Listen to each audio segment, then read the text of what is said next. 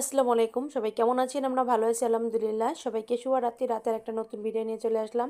আজকে দেখাবো নদীর টাটকা গাংখয়রা রান্নার রেসিপি। প্রথমে মাছগুলো নিয়ে আসলে আমি দ্রুত করে কেটে নিয়েছি। কেটে নিয়ে একবার দবদবে সাদা বানিয়েছি।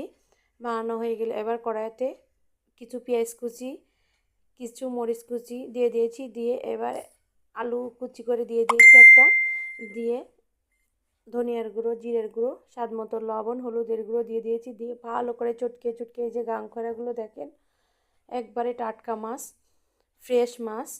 এবার তেল দিয়ে দিয়েছি পরিমাপ মতো। আর যখন ছোটো মাছ রান্না করতে একটু তেলটা বেশি দিতে হয়।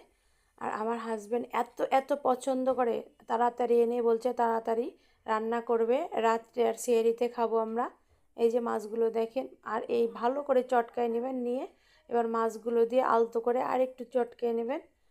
নেওয়া হয়ে গেলে এবার আমরা একটা টমেটো কেটে ছোট ছোট করে কেটে দিয়ে মাখিয়ে নেব। নিয়ে অল্প করে পানি দিয়ে দেব। দিয়ে চুলাইতে দিয়ে দেবো। দিয়ে ঢাকনা দিয়ে রেখে দেবো। 15 মিনিট পরে এই যে আমাদের প্রায় রান্না হয়ে গেছে। দেখেন কেমন হয়েছে, আপনারা বলবেন কমেন্ট করে। গাংখয়রা কে কে পছন্দ করেন সেটাও কমেন্ট করবেন।